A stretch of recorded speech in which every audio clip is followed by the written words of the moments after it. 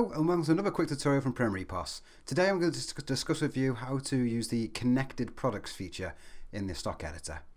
Right, okay, what I'll do is, so we'll log ourselves in and we've got a button in grooming for X large dog grooming. So what I want the system to do is when I actually put that in the cart, I want a box to basically appear with some connected products, for example some certain types of shampoos that they have to purchase when they actually do a large dog grooming or something like that. So what I'll do is, let's remove that from the cart, let's go to exit, let's go to stock manager.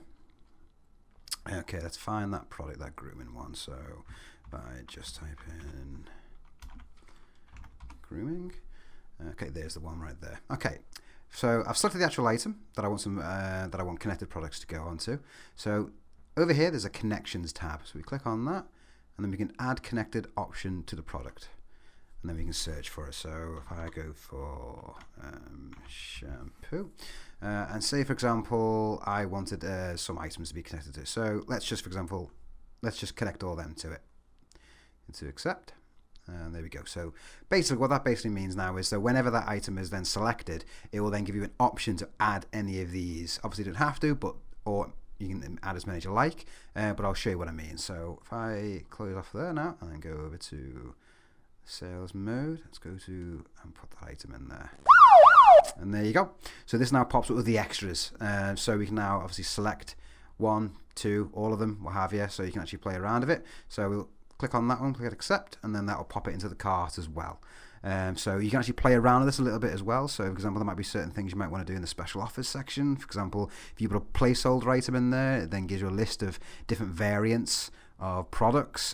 This is very useful, for example, in reptile bundles or starter kits. So they may have different sort of like different Viv setups and anything like that. So you have different like light bulbs or a different food that comes with the actual starter kit and stuff like that. So you can play around with it like that as well. So it's really handy. Like I said, click on that. Warning pops up obviously to alert the actual staff member that there is an extra involved in it. Obviously you click on there again. Obviously if you do it again, just click on cancel, it will just not add any of them on there, it'll just keep the first one in there basically. So there you go. I do hope that's might be an interesting feature for you to use within your system. Yeah, thank you very much for watching. Feel free to share, like and subscribe. Thank you very much. I'll check you next time. Take care.